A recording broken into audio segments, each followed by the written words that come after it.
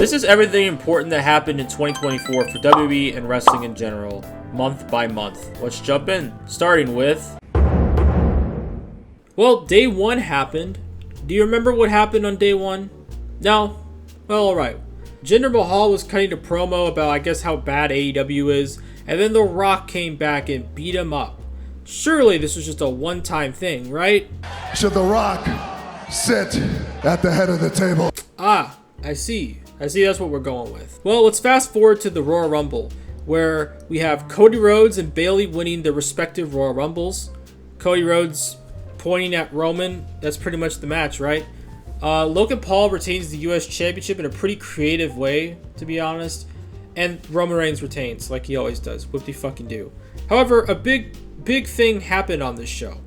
CM Punk. After 10 years, CM Punk finally returned to the WWE wrestling ring. And then he got injured by Drew McIntyre. So that's pretty much it for CM Punk. Bye.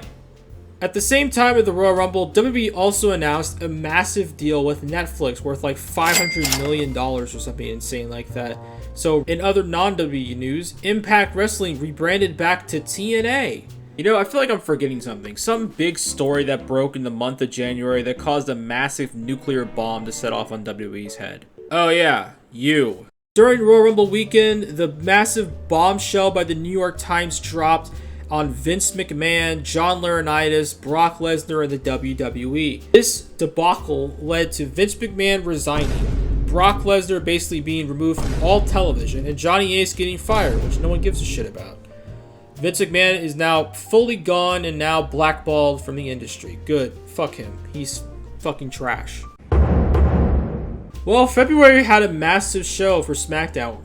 Roman Reigns came out and gloated like he always does, but Cody Rhodes also comes out and talks about how he's going to fight Roman Reigns at WrestleMania. But The Rock returns once again and steals Cody Rhodes' spot at WrestleMania. And then Cody Rhodes' face when this happened, it looked like he got shot or something. It was a disaster. And they stole Cody Rhodes' spot and gave it to The Rock. And let's just say the fan backlash was pretty bad. Like, it was kind of like a nuclear wasteland. So WWE had to like scramble about this. So they had like a press conference thing with The Rock and Roman Reigns. But then Cody Rhodes comes out and says, that ain't gonna happen. I'm gonna get my shot against Roman Reigns at WrestleMania. Cody Rhodes then insults the Anoa'i family, and The Rock decides, you know what, screw these guys, and he slaps the taste out of Cody Rhodes' mouth, which would eventually lead to The Rock aligning with the bloodline and turning heel for the first time in like 20 years. March started off pretty big, with AEW Revolution and Sting wrestling his final wrestling match as he teamed up with Darby Allin to take on the Young Bucks. Obviously, people weren't probably thrilled that the Young Bucks were in the final match, but who cares? It was Sting's choice, right? It was a crazy match, but Sting would end up making the Young Bucks tap out, and in his final match, he becomes tag team champions once again. Sting got a perfect retirement. I mean, as close as you could get to a perfect retirement. During the month also was the WrestleMania build. Rock and Roman versus Rhodes and Rollins was absolutely incredible, as they call it, cinema. Sami Zayn versus Gunther. McIntyre taunting CM Punk about injuring him. I prayed for this and it happened. Overall, the build was really fun, and I can't really think of anything really negative other maybe than like the final testament and the pride, I guess. Also during an AEW, Mercedes Moné and Kazuchika Okada debuted in AEW. Well, April, it's WrestleMania month, baby. Here are some cliff notes as to what happened. Sami Zayn wins the Intercontinental Championship, ending Gunther's 666 title reign. Jade Cargill makes her in-ring debut.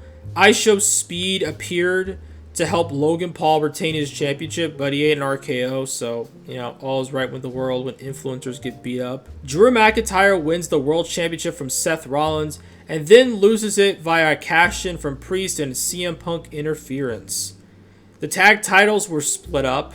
The Usos, Jimmy and Jay, have their first singles match, and it was not good. Not good at all. Bayley gets her big WrestleMania moment by defeating Io Sky and becoming the women's champion. Rock and Roman Reigns, they win night 1 to make night 2 a Bloodline rules match. But in the end, it didn't really help, as in the main event of night 2 was a complete and utter mess of a match. But it did end the right way. Cody Rhodes won the WWE Championship, ending Roman Reigns' like 1,300-day title reign. Finally, he finished his story. Good job, Cody. You did it. Speaking of another pay-per-view, AEW Dynasty. The young whippersnapper Chris Jericho defeats the old and washed Hook to become FTW champion and would become the Learning Tree, which is another horrible, terrible gimmick. Ospreay and Danielson put on like a match of the year candidate and just an absolutely incredible match between these two. It was awesome. Swerve Strickland defeats Samoa Joe and becomes the AEW World Champion, basically now becoming like the face of the company. Bloodline basically collapsed as Solo Sikoa took over the group, kicked out Jimmy Uso, and introduced Tama Tonga to the group. We also had Julia debut on NXT. However, it didn't go well for Rhea Ripley. She got injured by Liv Morgan in a backstage skit, and Rhea Ripley was out indefinitely and had to vacate her women's championship. We also got brand new tag team championships introduced. One, the world tag titles, they look fine. But the new WWE Tag Team Championships look absolutely gorgeous. Awesome. Am I forgetting something? You know, I feel like I'm forgetting something. Oh no. The AEW All-In footage aired on live television. At first I thought, there's no way they're going to air that. They're going to have like a skit do it, right? No, they actually aired the footage. And oh my god, what a calamity. They thought this was going to be a good gotcha to CM Punk, but it backfired and blew up in their face. Epic proportions though. Good job, AEW. In the month of May, we have the first PLE, Backlash live in France. Backlash France, I mean, there were some notable things, but it's not very memorable, except one thing. The insane France crowd. That was crazy. Oh yeah, Tonga Loa debuted and almost botched it, which is going to be a common theme in this video. But wait, we have another pay-per-view. King and Queen of the Ring. Gunther becomes King of the Ring, while Nia Jax becomes Queen, both of them getting title shots in a future match. Liv Morgan becomes the Women's Champion and also joins the Judgment Day. As for Becky Lynch, she gets one more shot at the women's title, but it fails, and Becky Lynch basically leaves the WWE as her contract ran out and she didn't re-sign. So that's pretty much it for Becky Lynch for now. AJ Styles came out and had like a fake retirement thing. Cody Rhodes came out and was like, yeah, bro, I'm so happy that you're retired. And then AJ Styles is like, psych, and just beats the crap out of Cody Rhodes. Ethan Page also arrived in NXT, and he would become an immediate force as he would be in the main event picture right out of the gate. Oh yeah, one more pay-per-view. We have AEW Double or Nothing. And the main event of this show was absolutely bonkers. You had people lit on fire, run over, hung upside down. Like, this shit was crazy in a good way. You know what's not fun though? Adam Copeland got injured because he did a dive off the cage and went feet first. Clash at the Castle live in Scotland. CM Punk screws Drew McIntyre out of the World Championship after he was about to win it. And then Drew McIntyre tried to kill CM Punk, but then CM Punk went low, and this would cost Drew McIntyre the match, and Damian Priest would retain the championship. Also, Alba Fire and Isla Dawn won the Tag Team Championships, as this was an emotional moment for Alba Fire, as I believe her mother died. Cody Rhodes also won an I Quit match between AJ Styles and himself, and also AJ Styles got injured, unfortunately. The Wyatt Six made their debut in June. They had these segments for months and months and months of these vignettes, and they finally made their debut by completely obliterating the Raw roster. Speaking of arriving, Joe Hendry. Say his name and he appears. I believe in Joe Hendry. Joe Hendry had a music video of his theme song, and it went viral. And this would make Joe Hendry pop off in the wrestling world. All because of a theme song. That's why you need good theme songs, ladies and gentlemen. Also during the June month, WWE announced that they were doing a partnership with TNA Wrestling, which is crazy because WWE never does that. This is the first time I can ever remember them actually doing a partnership with another wrestling company. Alpha Academy, Chad Gable, Otis, Akira, and Maxine Dupree completely implode, and after losing a Clash at the Castle to Sami Zayn, Alpha Academy just completely breaks apart. Chad Gable is a jerk, and Otis stands up to him, and yeah, that's pretty much it for Alpha Academy. Braun Breaker starts to run wild in WWE and kills off Ricochet, like legitimately threw him through a window, and that pretty much wrote him off television. The Judgment Day win the Tag Team Championships from Awesome Truth. During this, also, we had Jacob Fatu make his WWE debut, aligning himself with the Bloodline and just wreaking havoc on everyone. And probably the next week, Paul Heyman gets kicked out of the Bloodline. He doesn't want to acknowledge Solo Sikoa as the Tribal Chief, so they turn on him and throw him through a table. Where's Roman Reigns to help his special counsel? Oh yeah, that's right. He's drowning his sorrows in failure. So, well, we had another pay-per-view, WWE Money in the Bank. The big thing that came out of this is that John Cena returned, and he announced his retirement from the WWE. Big moment, and also John Cena will be having a retirement tour in 2025. After 2025, we will never see John Cena again. Also, Tiffany Stratton wins the women's Money in the Bank, while Drew McIntyre wins the men's. Drew McIntyre comes out later in the night trying to cash in the Money in the Bank, but CM Punk is back again to screw over Drew McIntyre. And the Bloodline pick up a massive win against Cody Rhodes, Kevin Owens, and Randy Orton, which gives Solo Sikoa a shot at the WWE Championship at SummerSlam. Also, Rhea Ripley makes her return and enters into a Judgment Day drama. You see, Liv Morgan has been seducing Dominic Mysterio for weeks and months, so Mommy is back. She wants blood. She wants to destroy Liv Morgan. Dominic Mysterio decides to break up with Liv Morgan and side with his mommy. DIY won the tag team titles, so good for them. We also had the Owen Hart Cup in AEW. This one was won by Bryan Danielson to fight Swerve Strickland All In, and Maria May would be able to challenge Toni Storm for the women's title. During this month also, Maria May turned on Toni Storm in a bloody, fun heel turn. We're starting out big with SummerSlam. And here are the cliff notes for SummerSlam. Dominic Mysterio turns on Rhea Ripley and aligns with Liv Morgan. It was all a ruse to make Rhea Ripley feel comfortable with Dominic and then get stabbed in the back. Also in the same night, Finn Balor turns on Damian Priest, kicking him out of the Judgment Day as well. So Priest and Rhea got kicked out of the Judgment Day. But speaking of Priest, he would lose the World Heavyweight Championship to Gunther, who would win his first World Championship in WWE.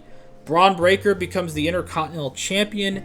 LA Knight defeats Logan Paul to win the United States Championship, thank God. I mean, Nia Jax becomes the Women's Champion by defeating Bayley. And the main event, Cody Rhodes defends against Solo Sikoa. At the end of the match, Roman Reigns makes a spectacular return to the WWE by attacking Solo Sikoa, spearing him, and then Solo Sikoa eats a crossroads to get pinned for the 3. Bash in Berlin. Not much really happened here. It was more like a buffer show for existing stories like Punk v Drew, Liv v Morgan, Cody and Gunther's title reigns, etc. Another big show, All In, AEW All In. Cliff notes. Well, Nigel McGuinness returned to in-ring competition for the first time in like forever, man. Maria May becomes the women's champion, ending Toni Storm's run as champion. Hook defeats Chris Jericho and ends the FTW's title lineage. Shortly after this, the FTW Championship was discontinued and Hook is the final champion. Will Ospreay defeated MJF. Christian becomes the casino winner, getting a world title shot whenever he wants. And in the main event, in a great match, Bryan Danielson defeats Swerve Strickland to become the AEW World Champion and get his big moment. 10 years later, he gets another massive moment in a stadium. After SummerSlam, the Judgment Day 2.0 was formed as Liv Morgan and Dominic and Finn Balor did a coup to kick Priest and Ripley out, and yeah, they reformed the Judgment Day. We also had Uncle Howdy and Wyatt Six make their in-ring debut against Chad Gable's stable. We have Hangman burns Swerve's house down. Yeah. Hangman, Swerve bought his childhood house and Hangman Adam Page burned it to the ground. Awesome segment. Probably my favorite segment of AEW the entire year. We go to NXT and Wesley did a heel turn by turning on the Rascals. The Bloodline win the tag team championships from DIY. Bronson Reed also has a meteoric rise during this month as he flattens Braun Strowman and he flattens Seth Rollins, establishing himself as a big top heel. Started out with AEW and we have AEW All Out. MJF beat Daniel Garcia. Chris Statlander and Will Nightingale had a crazy Chicago street fight. It was awesome. Mercedes Moné put on a good match versus Hikaru Shida. Bryan Danielson defeated Jack Perry for the world title, but then Blackpool Combat Club turned on Bryan Danielson and tried to literally murder him on television. And in the main event was a lights out cage match, which was incredibly violent, to the point of just insanity. It ended with one of the most disgusting chair shots I've ever seen. It's caused a little debate about if AEW was too violent, but I'm not going to really get into that much because that's just kind of dumb internet drama, so we'll just move on. Miz turned heel again. Cody Rhodes and Solo Sikoa fought again, but Roman Reigns returned once again and is back to beat up the new bloodline. SmackDown also debuted on USA Network on the same show, as I forgot to mention earlier that SmackDown got sent back to USA Network. NXT was announced for the CW, so in NXT, Stephanie Vacour arrived in NXT, and this women's division is starting to get pretty stacked. You got Julia and you got Stephanie Vacour. Jey Uso wins the Intercontinental Championship, winning his first singles championship in WWE after like 14 years. Really wholesome moment, really great moment for Jey Uso, and he really deserved it because this guy was mega over and he was just doing so much. We also had the insane last man standing match between Bronson Reed and Braun Strowman. And then we had Roman Reigns and Cody Rhodes did their cinema segment.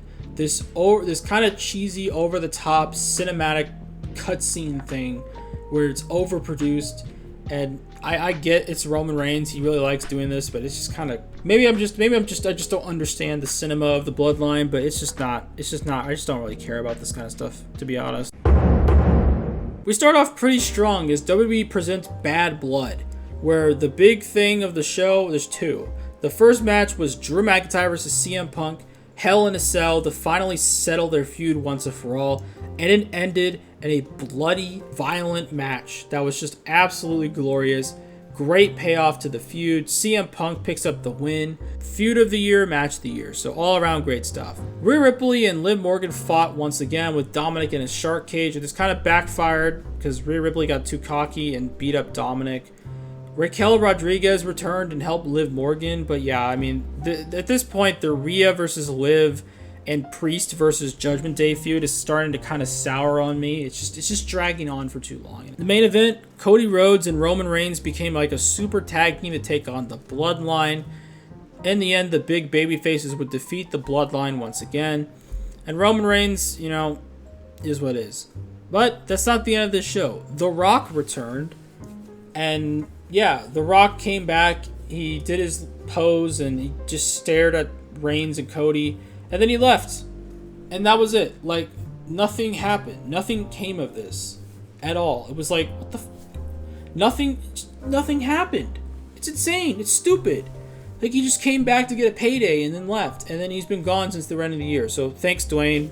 Really appreciate you doing that, brother. Wrestle Dream. Takeshita wins the International Championship, which is awesome because Takeshita is awesome. So I'm fine with that. And Jon Moxley wins the AEW World Championship, retiring Daniel Bryan, quote unquote. We don't know if he'll come back. He probably will. But yeah, basically, Bryan Danielson's full-time wrestling career is officially over. And this also set up the Death Riders. Now they're called the Death Riders versus the AEW story. And probably the biggest shocker of the month, Samantha Irvin, the ring announcer, at the peak of her career, she decides to quit the WWE and leave.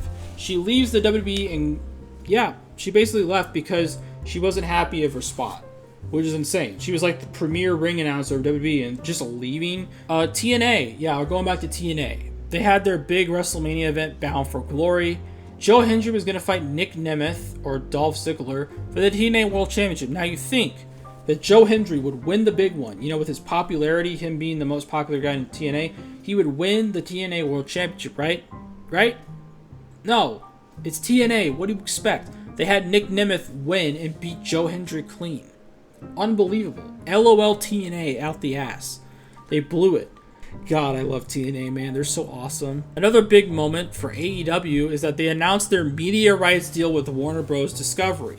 They got a massive pay increase for their TV deal. So, yeah, to all the people that say, well, the ratings mean that they're doing really badly, you know, I mean, they were able to snag a nearly $200 million TV deal. So, NXT debuted on the CW with Trick Williams winning back the NXT Championship from Ethan Page.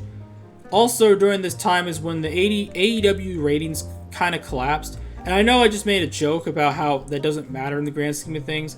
But, I mean, it kind of ensembles AEW's overall just decline, right? Their ratings are going down. Their attendance is going down.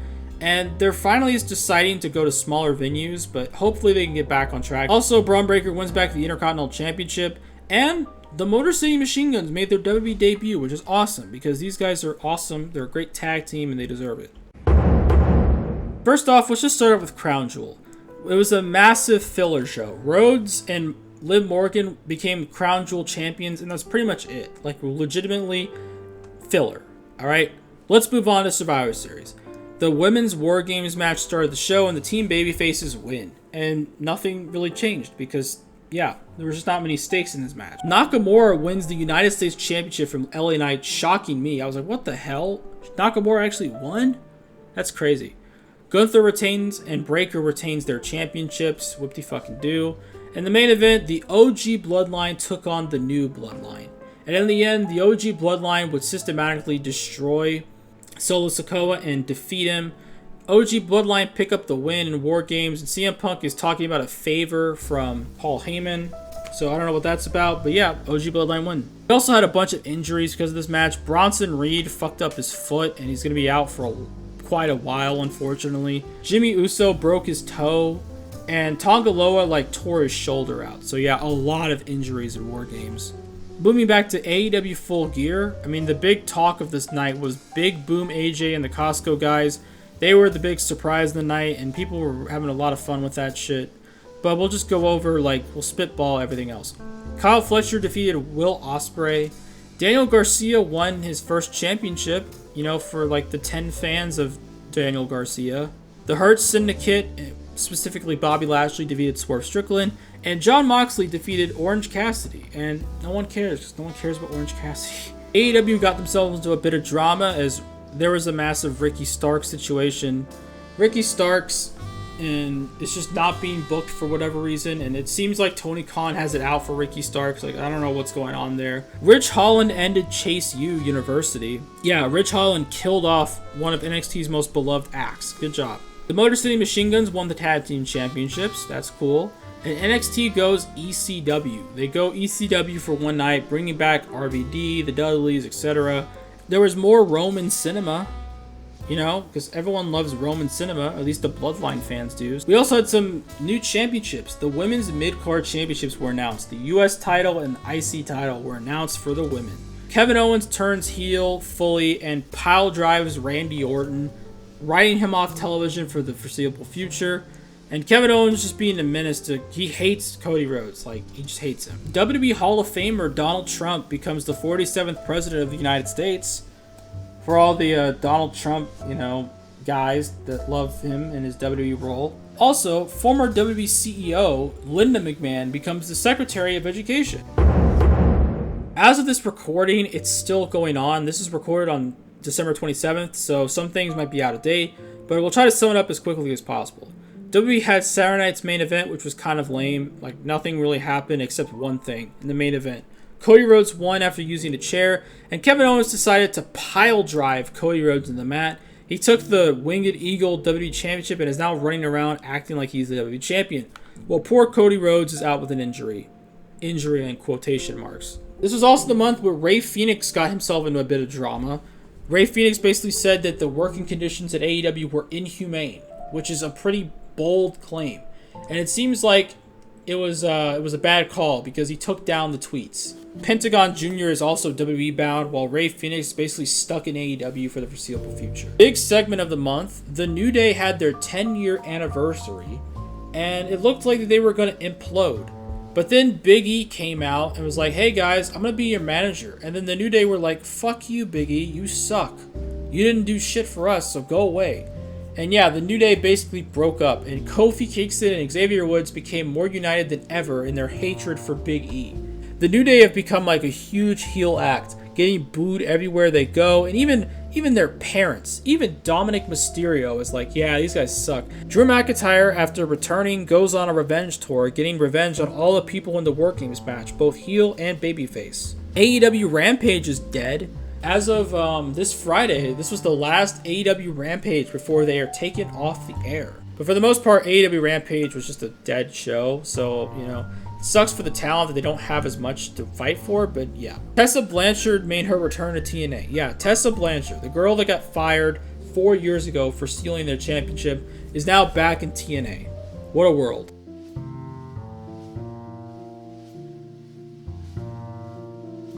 And that's it for wrestling in 2024. If you watched this entire video, thank you. Really appreciate it. I also appreciate all of you people that watch my channel. I'm hoping 2025 is going to be a big year for all of us, you know, for my channel specifically. And once again, thank you for watching. You guys are crazy. The fact that you watch my dumb little videos, I really appreciate it. It's super cool that I get to do this like a part-time gig. So yeah, thanks guys for everything.